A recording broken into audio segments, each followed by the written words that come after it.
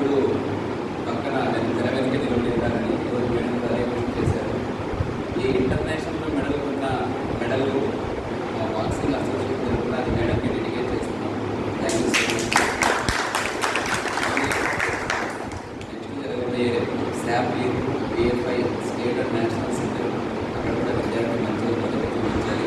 తీసుకొని అలాగే మహేష్తో పాటు ఎవరైనా ఇంట్రెస్టెడ్స్ ఉంటే ప్రాక్టీస్ చేసుకోండి. మీకు ఎలాంటి ఫీజెస్ ఏమి ప్రాక్టీస్ చేసుకోండి, ఫ్రీగానే ప్రాక్టీస్ చేసుకోండి. బట్ సక్సెస్ అయ్యే విధంగా వెళ్ళండి.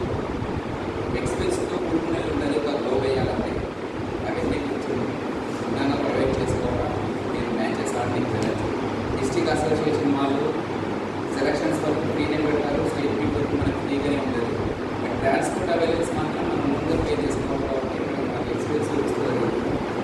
కొంచెం స్ట్రగుల్ అయితే ఫ్యూచర్లో లాస్ట్ ఎస్జిటి కోర్స్ జరిగింది మనకి డిఎస్సి జరిగినప్పుడు.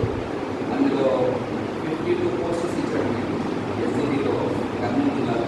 అందరు ఇద్దరు బాక్సింగ్ స్టూడెంట్స్ పోస్ట్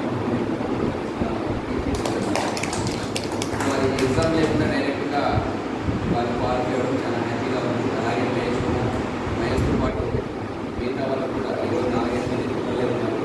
ఎక్కువ మంది ఉంటే ఎక్కువసేపు మాట్లాడతారు స్టూడెంట్స్